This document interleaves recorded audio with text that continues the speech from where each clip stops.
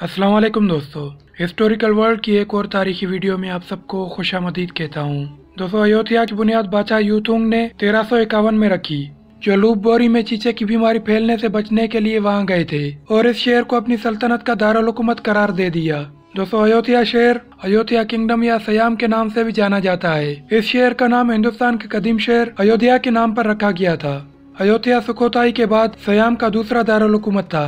एक अंदाजे के मुताबिक सन 1600 तक अयोध्या की मजमूई आबादी 3 लाख के करीब थी और सन 1700 तक यहाँ की आबादी 10 लाख तक पहुँच चुकी थी। इसलिए इसे उस वक़्त के दुनिया के सबसे बड़े शहरों में शुमार किया जाता था और इसे वीनस ऑफ मशरिक के नाम से भी जाना जाता था।